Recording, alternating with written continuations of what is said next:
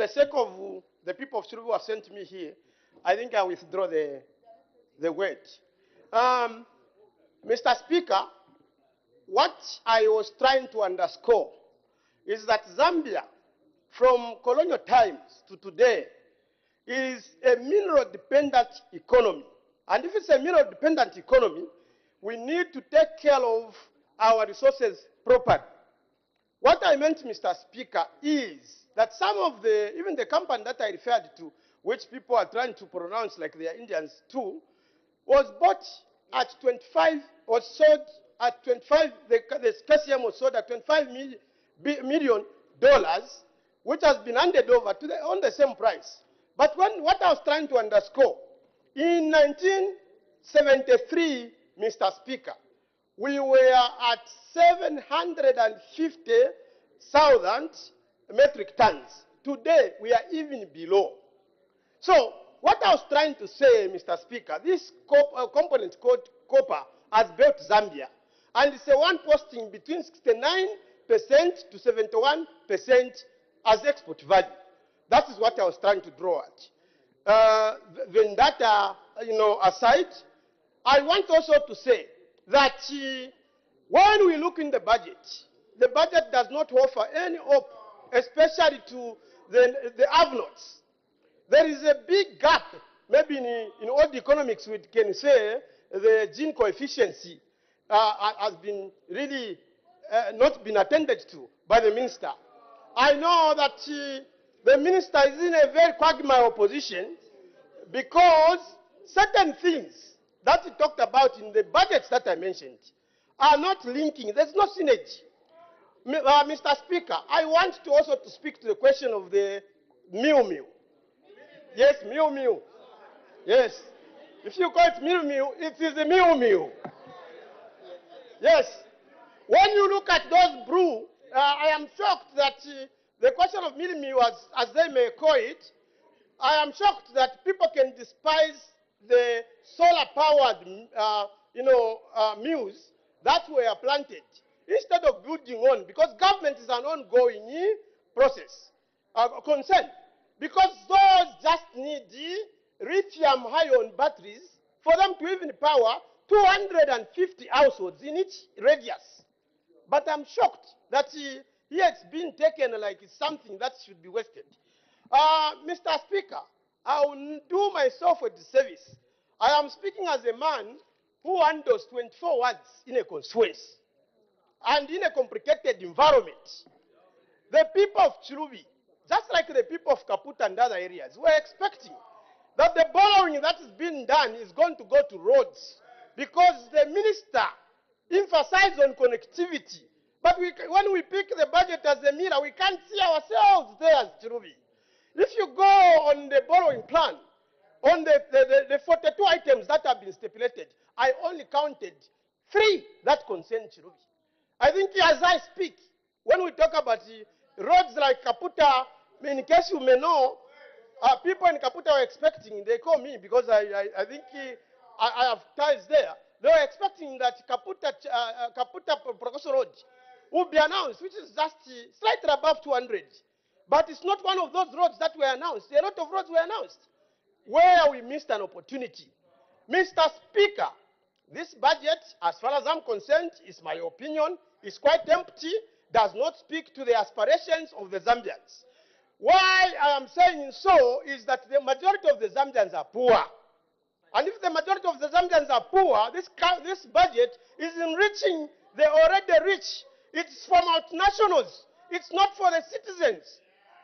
The measures that it has demonstrated, the measures that the minister has introduced are empowering more of foreigners than the locals. There is no growth. There's no provision for fiscal space for the citizens.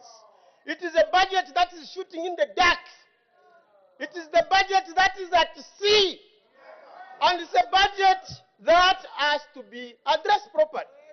Mr. Speaker, I want to also address the question of debt. It is in this parliament that we were told that there is the annual borrowing plan. Whenever we quote annual borrowing plan of 2022, we have controversy. The annual borrowing plan has again come, but within the parameters of the Public Debt Management Act, Section 8 to be specific. We, as Parliament, we have been given the authority to approve. But the way we sneak in this document together with the budget copy is not the way the Constitution stipulates. That's how we are supposed to actually approve the budget. Because again, there will be controversy when we got these figures that are here. And we hope that this time around it will be improved. Mr. Speaker, I know that I can talk, and time cannot allow me. But what I'm trying to say is that even these ministries, some of them were saying, question, it's just the Minister of Energy that is doing something in Chirubi, and possibly through the what? Most of you are not present there because of the allocations of money. We only depend on CDF. So, that being said, Mr. Speaker, this budget is not speaking to the needs of Zambians, especially that fuel is high and other things are quite going through the roof. Thank you. Thank you, Honorable Member.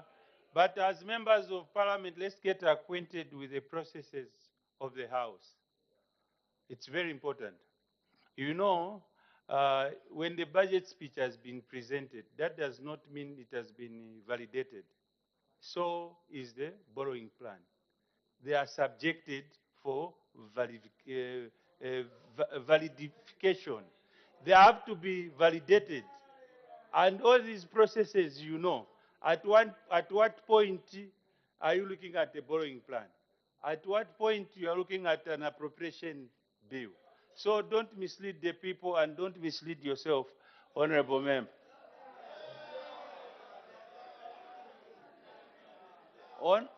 Honorable Member for Mwandi.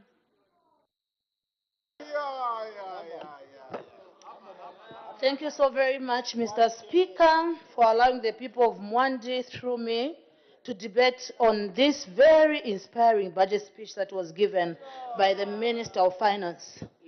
Before I deliver my speech, Mr. Speaker, I remember the time that I was in college. My lecturer came with a piece of paper and he drew 3 dots there. And he asked the class to say, what can you see on this paper? All of us concentrated and just saw those dots. We could not see how big and plain that paper was. Even when you come to the house, there are people, no matter how good the budget is, they will go and concentrate on just one thing that they don't even understand. Let me begin, Mr. Speaker, also. I'm an accountant. And let me also pride myself in saying that from the time I grew up, I've always gotten 1 in mathematics. That's why I went ahead to do accounting. I'm very, very shocked, disappointed that someone who is also in the same field as me cannot add. Mr. Speaker, let's go. Let's go to page number 32 of this budget speech that was given by the Minister of Finance. You know, Mr. Speaker, I'll also go back and quote Mwanawasa. The late President Mwanawasa always said, knowledge, not having knowledge is not good. Ignorance is bad. But little knowledge is very, very dangerous. And it can be very, very misleading. When you look at this, Mr. Speaker, there are 2 things there that appear. There is CDF that is appearing there. And we also have CDF under bursaries there. When you add those 2 figures, that's why you're getting that amount that comes to 30.6 million for all the constituencies. So how can someone come and just pick one figure and mislead the whole country? That is unacceptable. And this is someone, Mr. Speaker, who is even wearing a suit, who burst from home to come and debate. Very unacceptable. Mr. Speaker, the evidence is here. Mr. Speaker, let me go back to the budget speech. There's a point of order by the Member of Parliament for Umezi.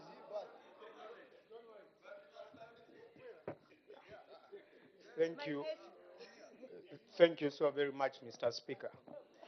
Mr. Speaker, I'm following the submissions being made by Honorable Member from Mwandi constituency. Mr. Speaker, the majority of us in this House are wearing suits. Mr. Speaker, content of speech 65. Is she in order? Aha, that is wearing a dress. You don't need to point to Honorable Member. Mr. Speaker, Is she in order, knowing very well that she's putting on a dress, to refer to us men wearing suits that have come home without bathing? Is she in order? Mr. Speaker, the budget speech is not talking about us wearing suits and bathing. Is she in order to take the route that she has taken? Mr. Speaker, I even suspect, Mr. Speaker, this is debating ourselves. Because, Mr. Speaker, I even suspect you're also wearing a suit. Mr. Speaker, I seek your serious indulgence. Order. From here, I never heard anything of that sort. For me to be able to pass a ruling, I never heard something like that. May the honorable member continue. Mr. Speaker, let me speak to the increment of CDF. Mr. Speaker, CDF is a game changer. Not only in the constituencies for the members on the right. You should see the excitement of these people when they are commissioning projects in their respective constituencies. They are excited even more than us. Mr. Speaker, when there was a circular in regards to commissioning of projects, I saw them crying because they know what CDF is. Mr. Speaker, let me move to the recruitment of teachers and health workers. Mr. Speaker, it takes a minute to tear. Honorable member, as much as you'd watch them being excited, we are not allowed to debate ourselves. Thank you. Mr. Speaker, let me move and also speak to the increment of salaries for councillors. Mr. Speaker, our councillors have been suffering. And this is a listening government. Today, all the councillors in this country are very excited to hear about this budget because we are taking them out of poverty. Because we've said the salaries for councillors are going to be increased. Mr. Speaker, let me also go to the budget for education. As we are talking about poverty, how do you take people out of poverty? Education is the equalizer. When you are investing in education, you are investing in the tomorrow for our children. The children that we are representing today are going to school free of charge. That means that they are assured of a tomorrow, a better future for them. That's what parents do that love their children. That's what a government that loves its citizenry do. They invest in their education. Mr. Speaker, I'm also very excited about the increment in the loans for students. Let's go to UNZA.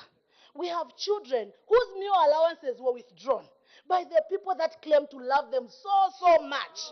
What that did for a girl child is for them to be able to eat, Mr. Speaker. They were going out with older men there. Why? They could not afford their meals. Today, not only has this government provided free education, it has also taken out the risk that was being subjected to these male students that were at higher learning institutions. That's what a government that cares does. This is what this budget speaks to. Let me come to the issue, Mr. Speaker, of Millie Meal. Mr. Speaker, if you see the budget, you look at the budget speech, you can see exactly the trajectory that this government is trying to move in. Mr. Speaker, we have to invest in agriculture. And agriculture, I laugh. People say, these things are very expensive. When I went and visited one honorable member whose name I won't mention, I found that the house was very paved. We can't even grow our own vegetables. We pave. How do we make sure that we can tackle the issue with Millie Meal? The increment in the allocation of agriculture. Also the loan component that has been given. And also that increment in that farmer. That farmer that was getting 180 kwacha for their maize was not attracted to growing more maize. But with the increment to going to 280 kwacha, every farmer there is excited about growing maize. We need to understand how economics works. So with that being said, Mr. Speaker, we will realize that the issue of Millie Meal will be tackled. The way we tackle these issues, not abracadabra. No, everything has to be methodical. We have to make sure that we are planning. We have to make sure that we are giving solutions that will last. We are not giving bubblegum solutions. Where you've given a solution today, tomorrow it does not work. We want solutions that will last forever. Mr. Speaker, let me also speak about the excitement that we have is also in the budget for local governments in regards to the equalization fund. This is also something that will help us in our constituencies. So, Mr. Speaker, us as the people of Mwandi, the people on the left, let me just say this house in totality. We are very, very excited about this budget. I can see even the honorable members they are saying here, they are excited.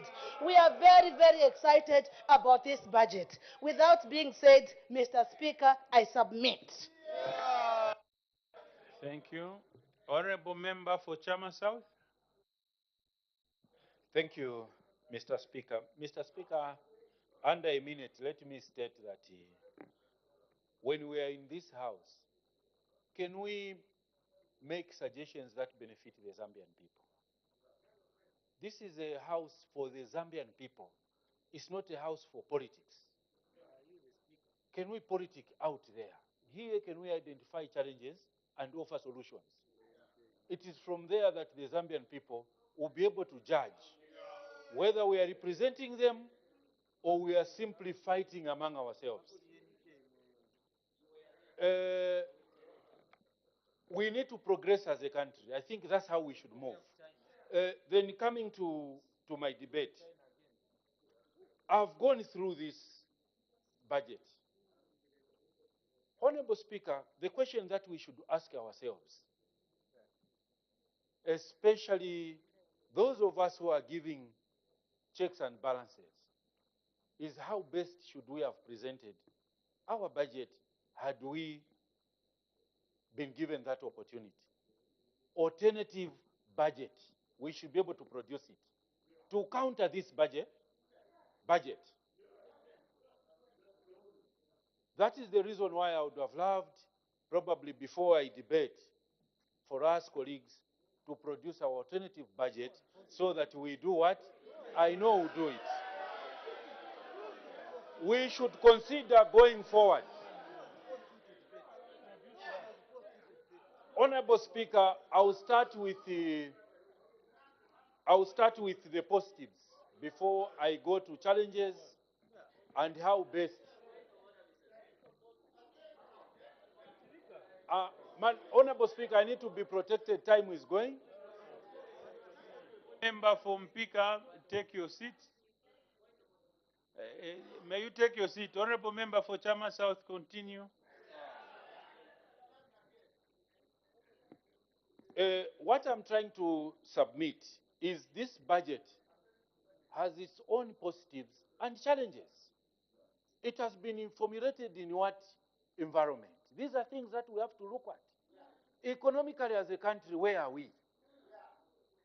That is the reason why I said, as we contribute to the debate, can we be very objective? I think that is the only way the Zambian people are going to benefit from our debate.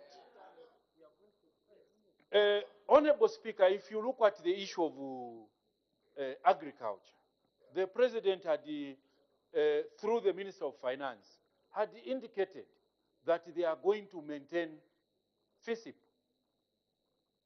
1 million plus beneficiaries. But for me, as Member of Parliament for Chama South, much as that is good, in the long run it's not sustainable. If you talk about subsidies, at what point do we subsidize our people? In case, Honorable Speaker, members are not aware, we have a double subsidy which does not benefit our people. No wonder when the minister said gradually we need to phase out, I'm among those that are supporting that idea. Can we graduate people to the credit facility window? That is what is sustainable. Time is my enemy. Let me submit. If you look at the amount of money that we are putting on FISIP, look at the amount of money that we put in purchasing the same agro products. There is no correlation. We are spending a lot of money that should have been going to other social sectors. What we should be talking as a nation now is to find a way at which point do we subsidize. We subsidize FISIP. I want to offer a solution. We subsidize FISIP by putting in a lot of money. Everyone goes to go and buy maize cheaply from farmers that are heavily subsidized. That maize is also flooded to millers at a cheap price. Others are exporting this maize to foreign countries because we're in a free market economy. In short, we are subsidizing even other countries. Is that beneficial? The answer is no. Going forward, this is my suggestion, Honorable Speaker. Can we support that call that we gradually phase out by bringing those people who are being phased out, taking them to credit facility window? That is a brilliant idea, and we need to support it.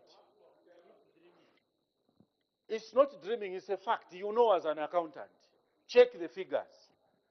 Therefore, what had paralyzed me is the inclusion of councillors' conditions of service. I got concerned, Honorable Speaker, as someone who is in the opposition. While we were in the ruling party, we had increased, I think, councillors from 700 to 3,000. Councillors cried. And in my understanding, our colleagues listened. We want to hear by how much will these councillors be able to receive. That is what we have to wait. Honorable Speaker, I want to submit. We can all not deny that CDF is doing wonders in our constituencies. But we are urging, it's not only in Chama South, it's throughout the country. We are urging our colleagues who have the mentor now to release this money timely. That is what we want to request. As we speak now, we are in the fourth quarter, I think. We are going to a fourth quarter for this year. I think we have only received for the first quarter, and it's not complete. So we want to request that let this money be released. Put also in place procurement plans. Otherwise, we'll go next year implementing this year's CDF. Build capacity. These are submissions that I'm making. That's what I'm saying. I observe challenges and offer solutions. Put in place procurement plans so that each year that comes, we should be able to actually implement this CDF. Not only that, we are also observing abuse of this CDF money. In many councils, watch what is going on.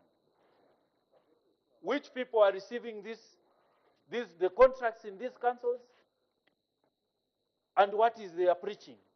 I have cases in my constituency where some people are claiming that the money that they are using to build classroom blocks is from their pockets. Should that be allowed? We know that this money is coming from the central government. So I want to request our colleagues to say, let us work together and ensure that we alleviate the sufferings of our people.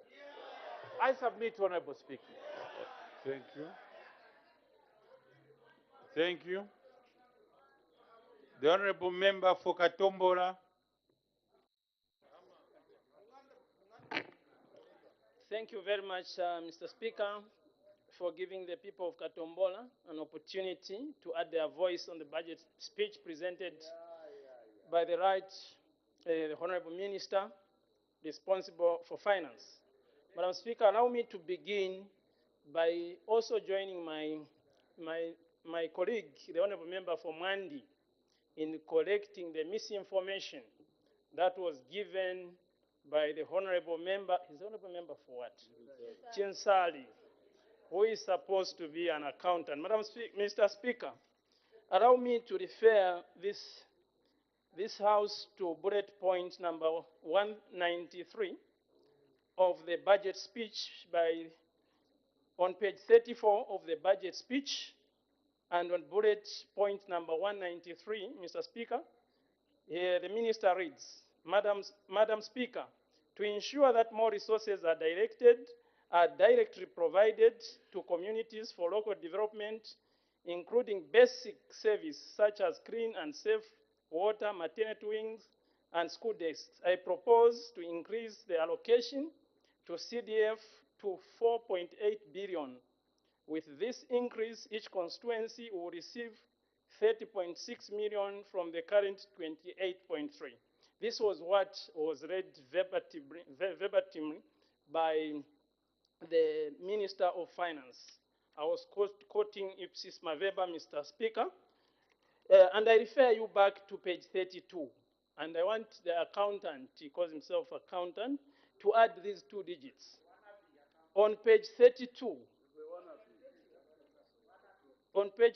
Constituency Development Fund allocated 3.83 billion, 836 million, 252,641. The next Constituency Development Fund is provided for under creation, culture, and religious education. Constituency Development Fund. So you add 942, which is provided here, 942,907 billion 506. So when you add the two digits, then you divide by 156.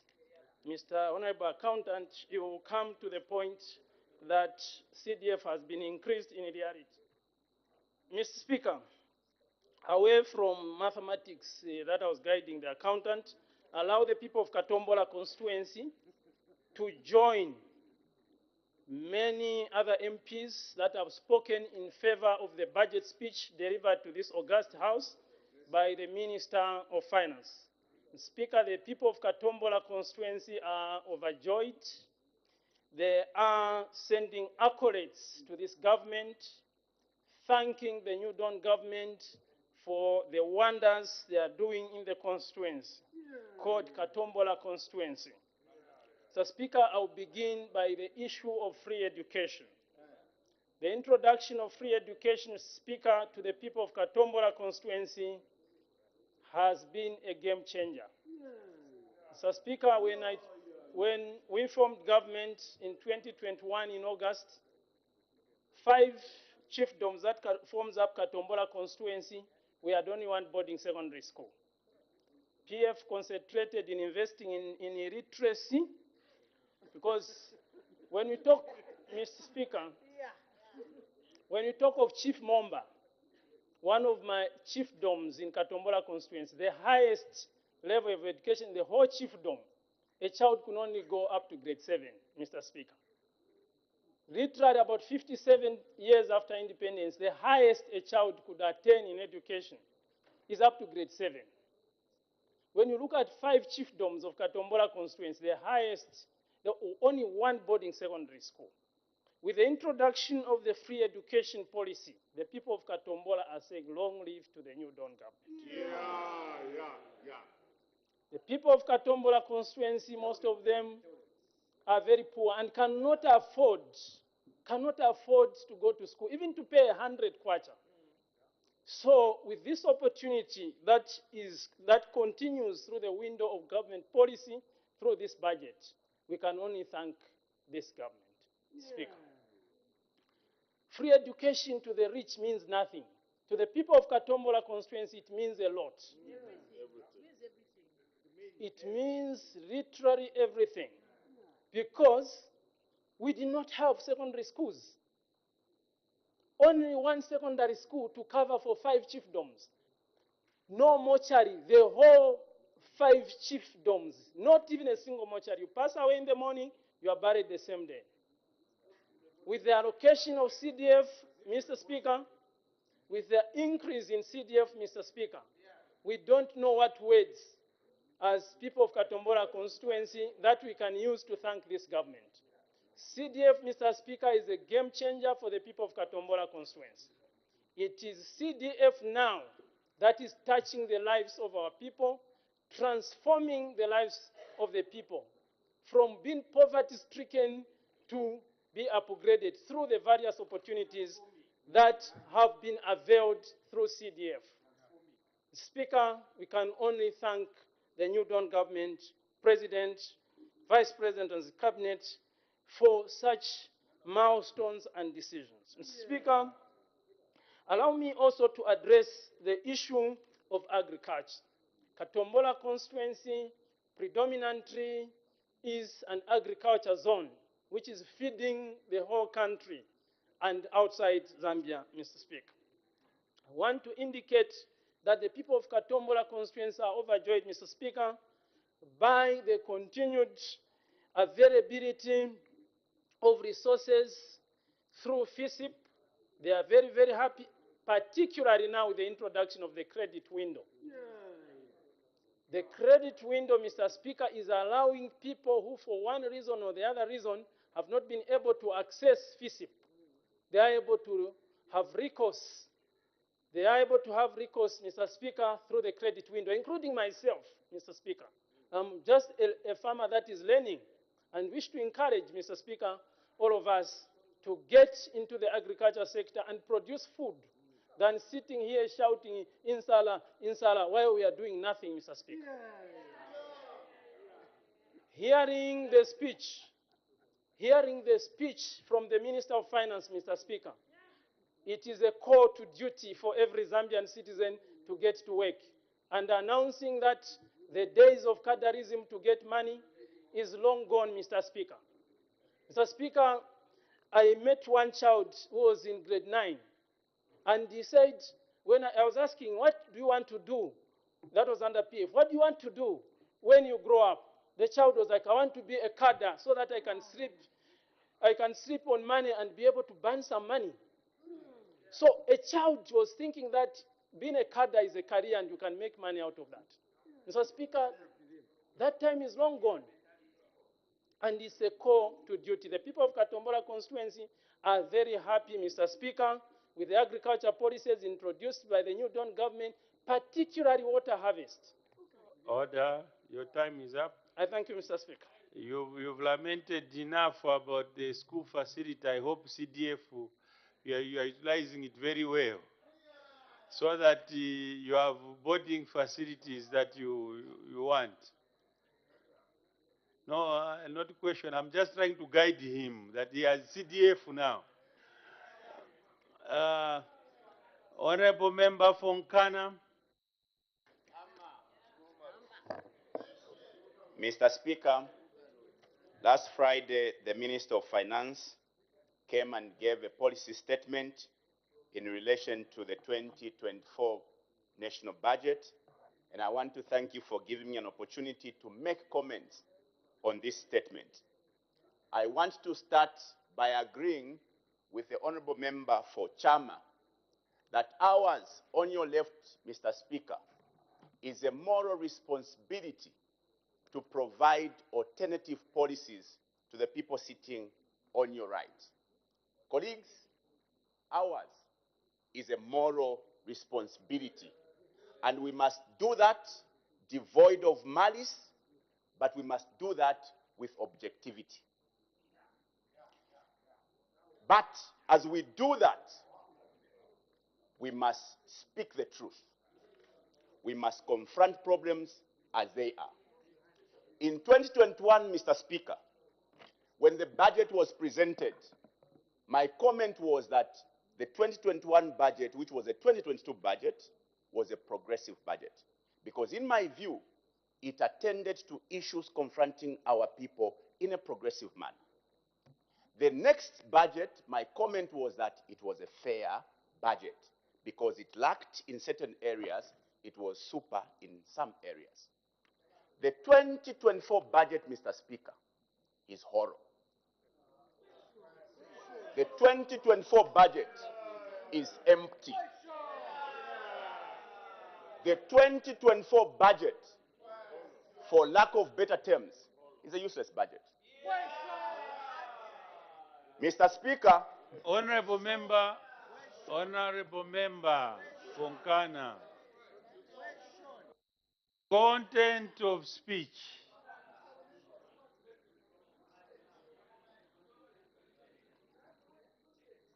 Let's ensure that we use appropriate words.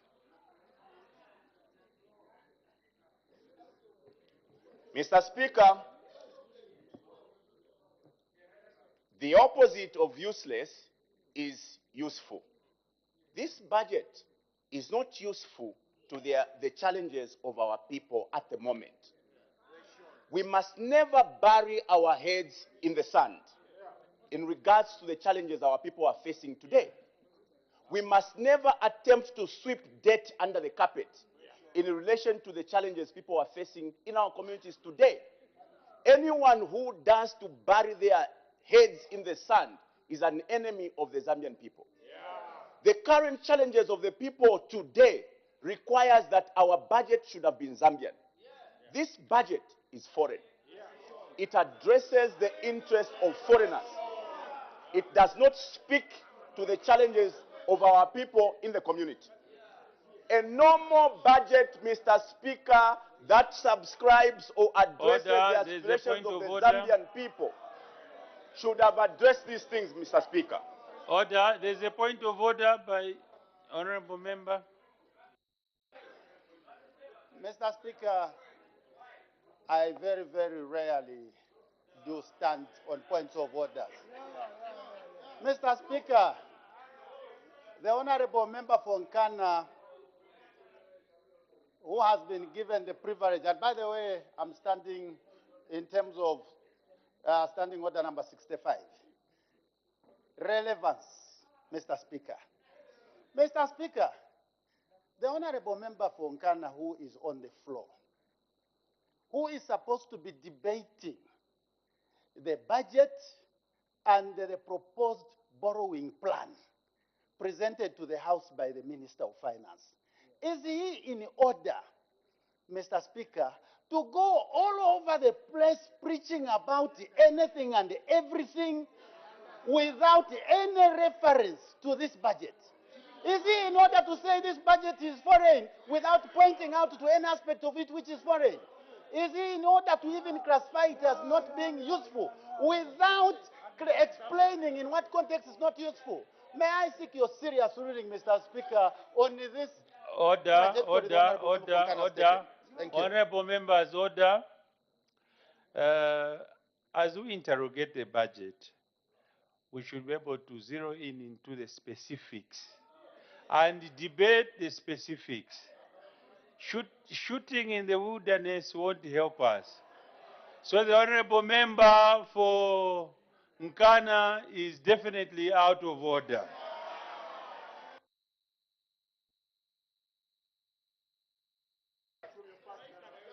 Mr. Speaker, I used to feel offended when people raise points of orders, but I have now realized that the only way people can make names is to raise point of orders on the Member of Parliament for Nkana. Please allow as many to raise because this is a golden opportunity for them. Mr. Speaker, when a country is going through economic turmoils as now, what a Minister of Finance should have done is to draw money from where money is sitting to allocate money to where it's needed.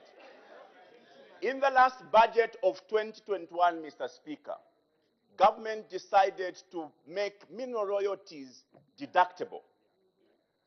We lost 2.something billion, 2.8 billion. This year, 2023, we are losing close to 3 billion kwacha from that decision. Mr. Speaker, that money, through this budget, the minister should have reversed that decision so that we take that money to cushion the challenges that our people are confronted with, namely to cushion the price of fuel, to cushion the price of meal, to cushion the price of essential commodities. We must never pretend that the cost of living is not harming our people in the community. We are an enemy of our people if we bury our heads in the sand. Mr. Speaker, yes, CDF is a good attempt to draw money to the communities. The Minister of Finance gave us 28.3 million in the 2023 annual year. He has given us 5.9 million kwacha. The balance is 22 million kwacha. He has further given us, because this is 2 months to go before the year ends, he has given us 30 million kwacha. The balance plus 30 gives us 52 million kwacha. If he failed to give us 28 million kwacha, where is he going to get 52 million kwacha? Do you know what that does? Mr. Speaker, the Minister of Finance is pitting us against our people. Because our people in the communities think that we have so much money and we are lazy to implement programs. But yet, he forgets that he has not given us money. We must never come to this August House to make populist pronouncements. You are pitting us against our people. It's not acceptable. Nobody should ever think that the Zambian people are gullible to believe anything. Nobody should ever think that Zambian people are dull. They are very enlightened. Mr. Speaker, infrastructure development. I get surprised people thinking that PPP is free projects. PPP projects are borrowed projects. Mr. Speaker, let me give you a demonstration. This road from Lusaka to Ndola, the actual cost is not $650 million. The actual cost is the amount of money that that consortium is going to collect from our targets for the next 23 years. The minister has failed to tell the Zambian people how much money will be collected in the targets for the next 23 years. That is the cost of that project. And that is borrowed money. Because, Mr. Speaker, the revenue we are foregoing on the targets is an assured revenue for this country. For us not collecting, it's us paying. How can somebody come and tell us that we are gullible? Madam Speaker, Mr. Speaker, it's not acceptable. Mr. Speaker, the other thing the Minister of Finance has failed to tell Order, honorable member, order. Take your seat. May you take your seat? I think when the minister came here to present the budget statement, no, I want to guide. It's my role. Leader of opposition.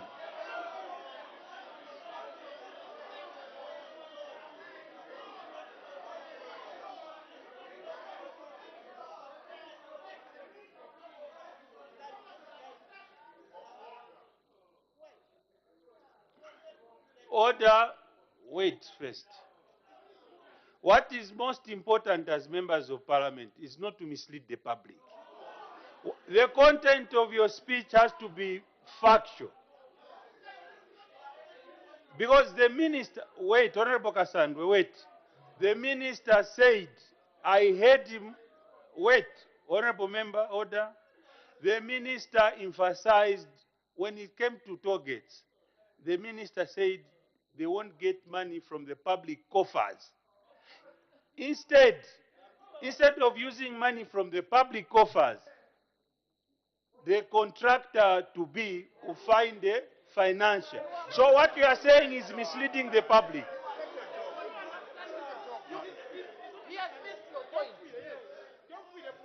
So take your seat. So, honorable member, ensure that your content, you speak with facts, not misleading the people.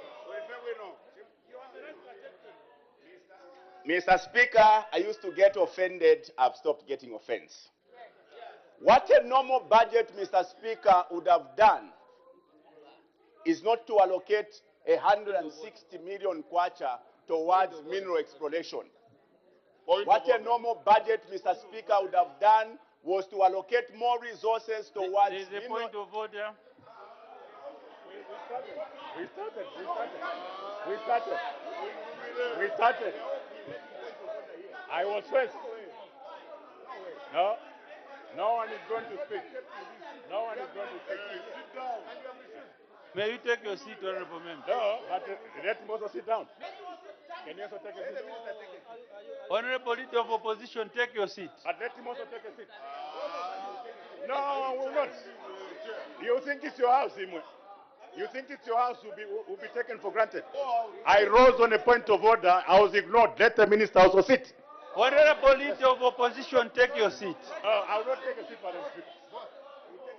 Are you the presiding officer? No, but I've got my rights. You think I'll be trampled upon because I'm a presiding officer? Honorable No, leader, let him also sit. Honorable leader of opposition, take your seat. But can you also take a seat? If you like. You walk out.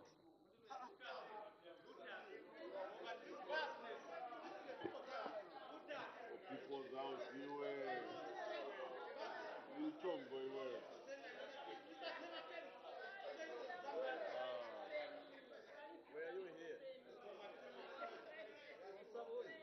You know, as much as you'd want a point of order, it's also good to behave orderly. He said he rose on a point of order. He stood, he wasn't debating while standing or sitting. There was a point of order that was raised. You are raising a point of order, you are talking on top of your voices. So to ensure, listen, There you go again. let's be candid with each other. Yes. So, if you know, respect is a two-way thing. And honorable leader of opposition, maybe you want me to send you out? You want me to send you out? You want me to send you out? Go outside. Yes. May you leave the chamber. If you want to dictate how I conduct business, leave the chamber. I won't allow that. I won't allow you to do that. Let's ensure that there's a decorum in this house. I won't allow you to conduct business as you please. Because you are leader of opposition. Order. May the honorable member continue. Mr. Speaker, I subscribe to the modern day of politics that dictates that we must be sober. Honorable member, there was a point of order that was raised. I said, may the honorable member continue.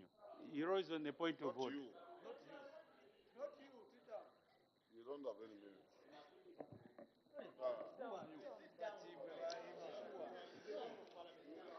Thank you. Thank you, Mr. Speaker.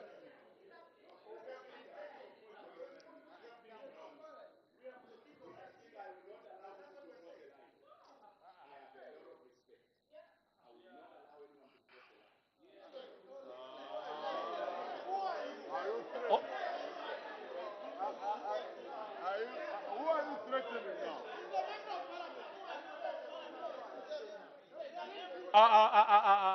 Hey, honorable member of Chinsali, mind the words you are using. Take your seat, honorable member. Take your seat. Yes, take your seat. No, take your seat. This is unacceptable. Huh?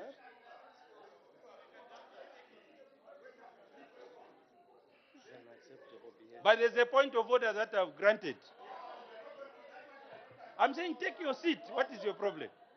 Point of order. May the honorable member continue.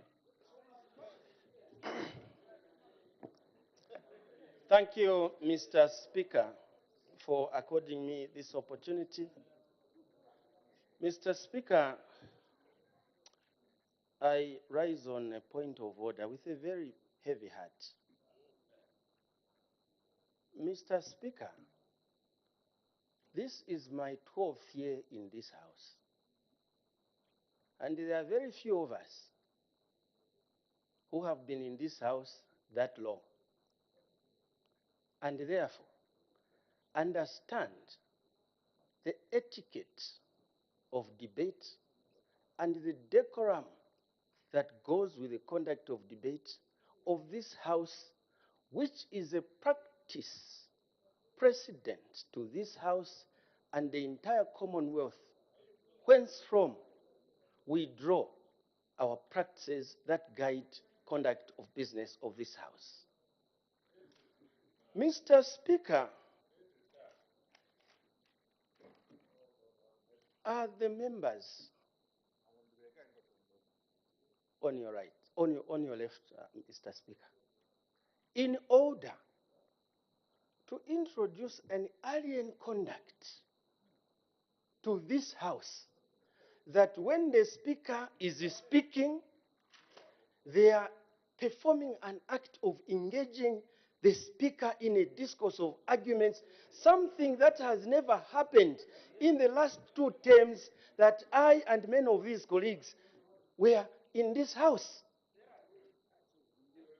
Mr. Speaker, when we were in the opposition ourselves and we felt dissatisfied with anything in this house, we would walk out peacefully, and leave the House to conduct its business orderly.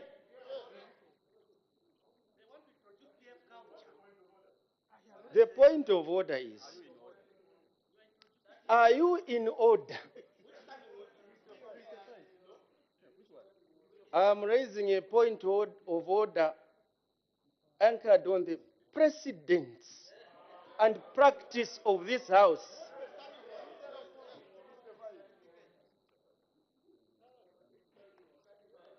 Mr. Speaker, it is understandable that from the time PF lost elections, they have become unruly in this House. But this is not their House alone.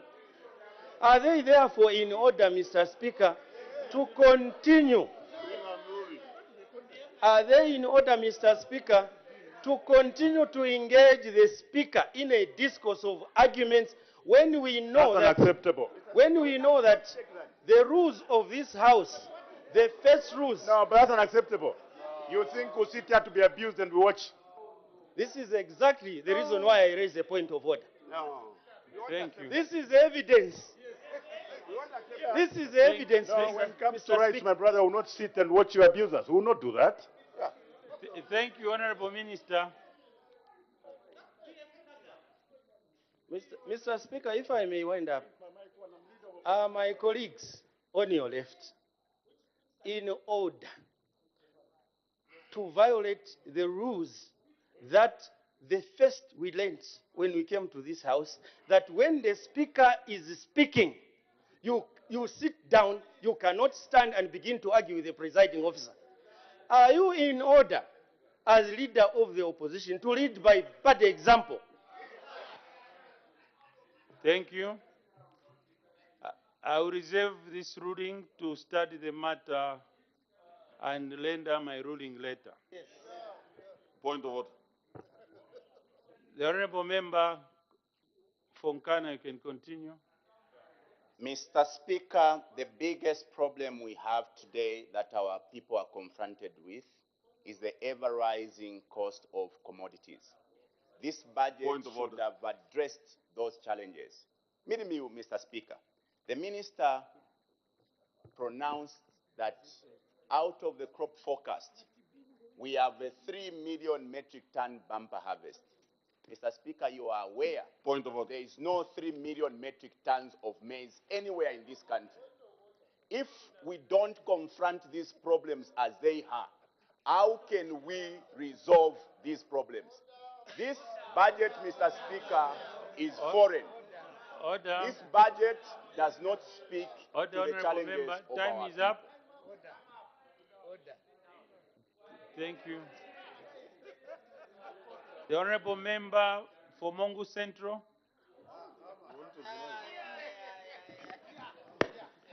Thank you very much, Mr. Speaker. Thank you very much for giving the people of Mongo Central a chance to say a few words and to debate this very good budget speech by the President, by the Minister of Finance. The speech was speaking to the economy as it is now. Mr. Speaker, I'll limit my speech to 3 areas of the economy, and that is the mining sector.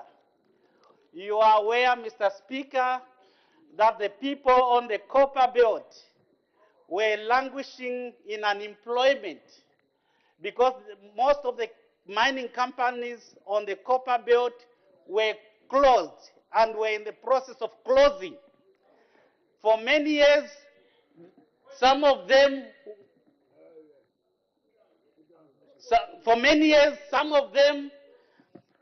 remained closed, and it is the new Dawn government that has made it possible for the mining companies in Copper Belt to reopen.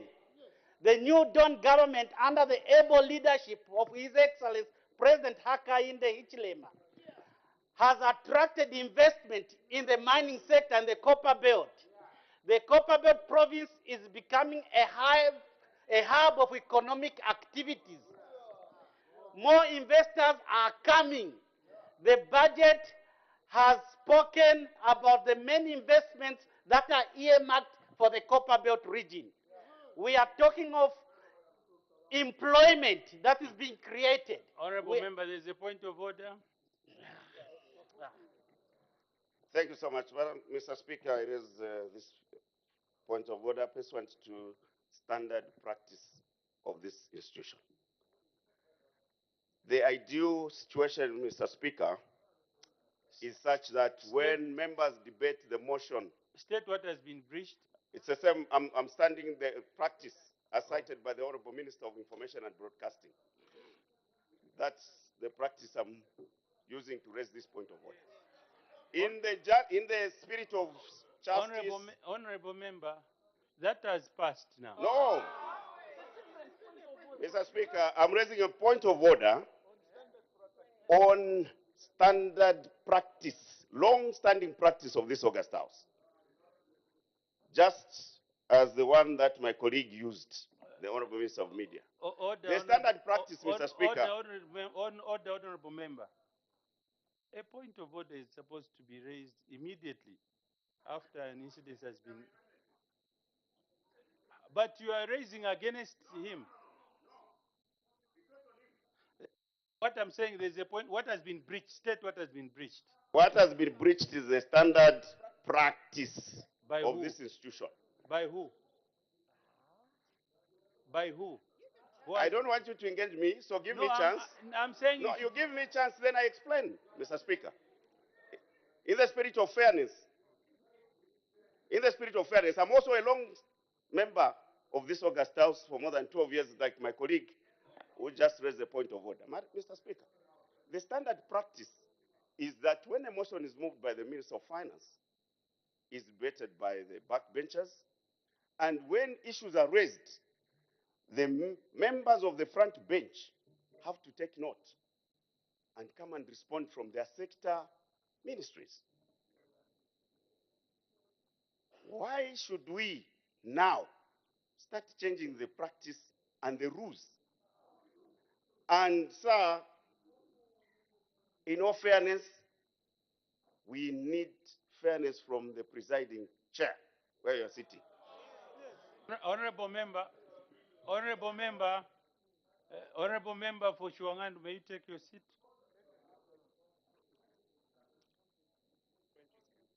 May you take your seat? Let me guide.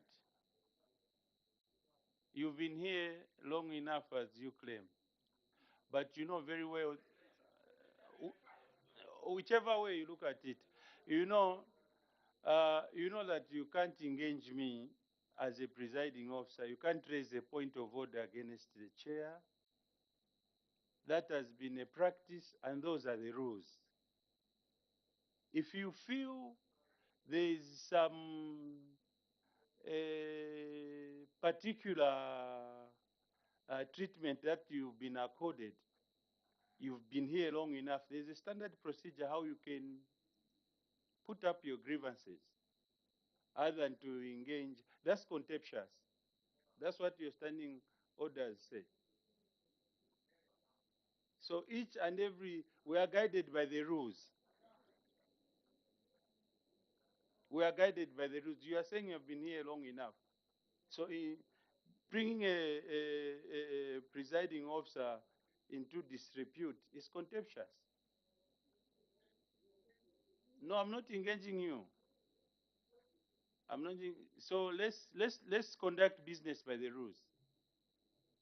As for the minister, your point of order, it should have been raised the moment he just, if there was a breach that had been committed. Though our rules again don't allow to raise a point of order on another point of order. So the member on the floor that was debating, may you continue? Thank you very much, Mr. Speaker. Before I was disturbed, I was saying that the people of the Copper Belt are now very excited because the Copper Belt towns were dead towns, were sleeping towns because of unemployment and lack of employment.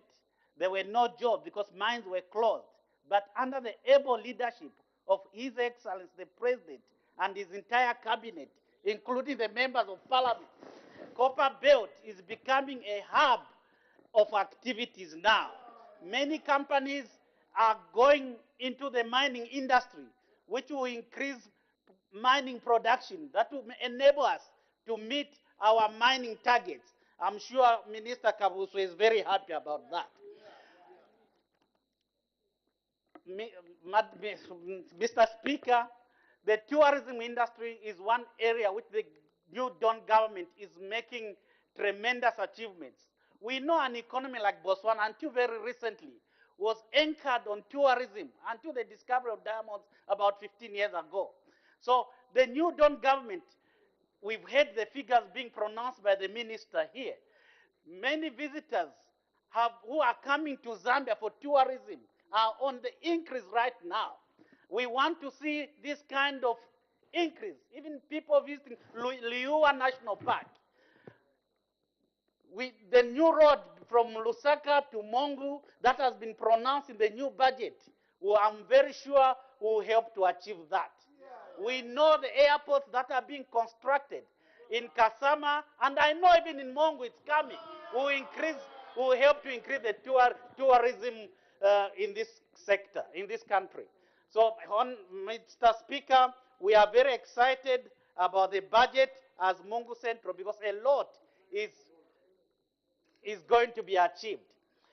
The CDF is a game changer. As I'm talking now, for the first time, an MP, an ordinary member of parliament, is able to supervise over 60 capital projects just because of the increment in the CDF allocation. Now with the 2 million that has been added to make the CDF 30 million, to make it 30.6, I'm very sure each and every constituency will have a lot to showcase in terms of projects that are being implemented. In Mongu Central, we have one ward called Namasho Ward. Since 1964, no school has been built in that ward. No clinic has been built in that ward. I was in Mongu just over a week ago, and a complete new classroom, 1x3 classroom, which means a new school has been built under the leadership of His Excellency the President. People in Namasha Ward, their children will no longer end up as fishermen, but they will end up as MPs in this house, because now they have an opportunity to go to school. The farmers in Kalumwange, I meet a lot of them. They were made redundant because of the low price of millimil. Just by a simple act of increasing the cost of a bag of maize. Many farmers now are flocking to go back into farming. That's what we want to see. And that's what will lower the cost of millimil. We won't lower the cost of millimil by chasing away farmers from farming. We won't do an abracadabra to lower the price of millimil. The things must be done in a logical, methodical, and meticulous way. And that's what we are trying to do. Mr. Speaker, the people of Mongu Central are very happy of the budget that was shared in this house. And I'm being told by my neighbor here from Luena that even the people of Luena are very excited about this budget, including the people of Mwandi as well. Because we know that it's not only the Mungu-Lusaka road that's going to happen in Western Province. I was speaking to the Minister of Infrastructure. He assured me that more projects involving roads are going to happen in Western Province. There are many other ways, as we've heard, Mr. Speaker. We are not just implementing projects through the budget, we are implementing projects through the PPP as well. So a lot of pronouncements will still be made by the Minister of Infrastructure in terms of road infrastructure, in terms of schools that are going to be built in Western Province. I know in Mongu Central, a state-of-the-art high school is going to be launched very soon by the Minister of Education. It will be the best school to have ever been built in Western Province. This will be done under the new Dawn government. Many towers, the Minister of Technology is there. Telecommunication is going to be enhanced so that people can learn to communicate and do digital business. Digital platforms is going to be enhanced in this country so that we can do business better. So the Minister of Technology is on hand again to ensure that the people of Western Province are not left behind. They are part and parcel of this development that's happening in this country under the New Dawn government. Because the New Dawn government is not leaving anybody behind. It's moving together with everybody, including those from Shiwangandu. We are moving together with them to ensure that they too receive the development. And the people of Isonga as well, that they too will receive development. With these few words, Mr. Speaker, let me leave 10 seconds for my colleague from Luena. I submit you. There's a point of order.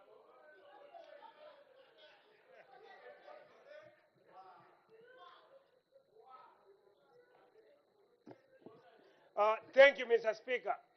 Mr. Speaker, our standing orders are very clear that someone is supposed to speak when is called upon by the presiding officer. And the House is supposed to be quiet. Only one person who is on the floor is supposed to be talking. But it's the members in order, like my sister, Honorable Iris Mwandi, and the minister there, the minister for Kaputa, instead of start thinking there how to deliver there the road in Kaputa, but is busy making noise. Is the minister in order? And my sister is, the honorable member for Mwandi, I seek your serious ruling, Mr. Speaker, in the voice of Mitete. Honorable member, you've debated your point of order enough. The honorable member for Kanyama.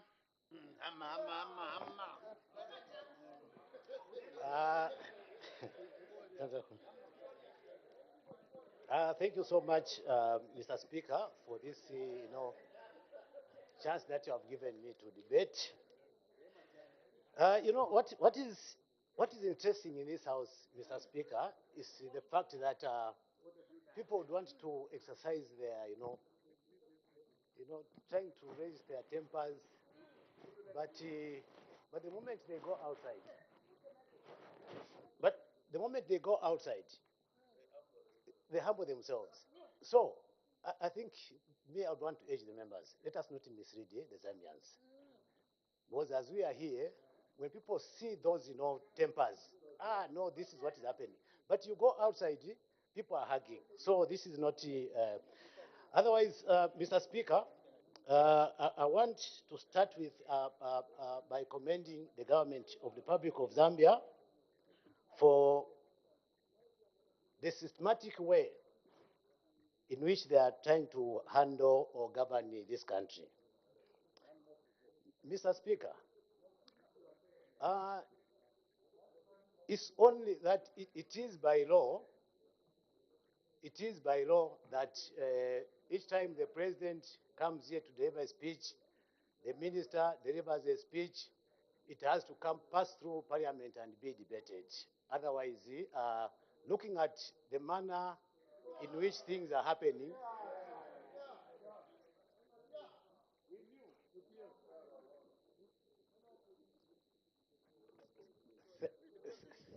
thank you. No, I can't continue. There's so much mumbling here and there. Yes. So what I was saying is, I want to commend the government for the systematic way in which they are governing this country. Mr. Speaker, I was saying, it's because it is by law that each time the president comes to parliament and the minister of finance, addresses parliament, we need to debate, and the speech goes into some process of some kind. But, Mr. Speaker, I would want, and that's my opinion, I would want to state here that I think the government is way beyond what we are debating here. Why am I saying so? If you look at the speech from the minister, there are so many issues that have been raised where we need to, to grow our our economy in a right trajectory.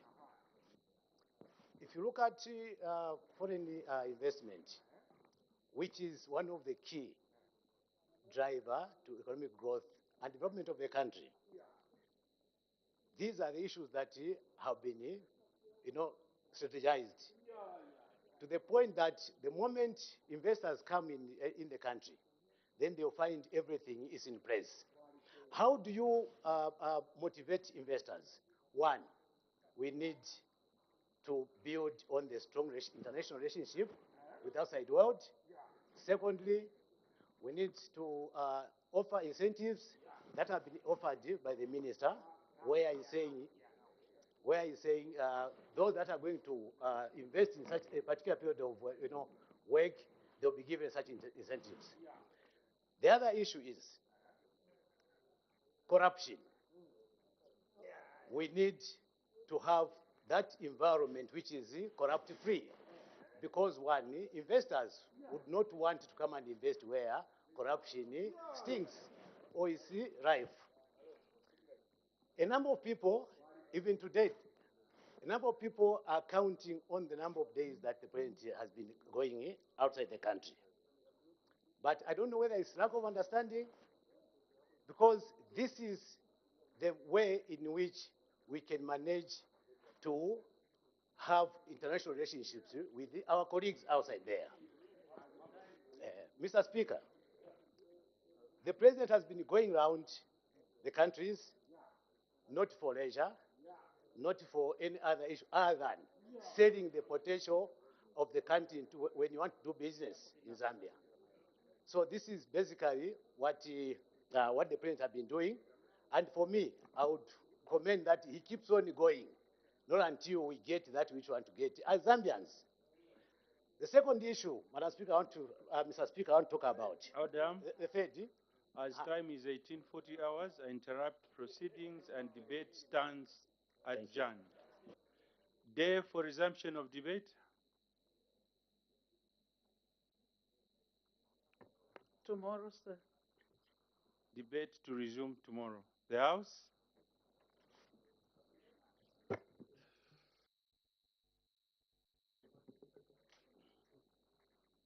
Is now adjourned.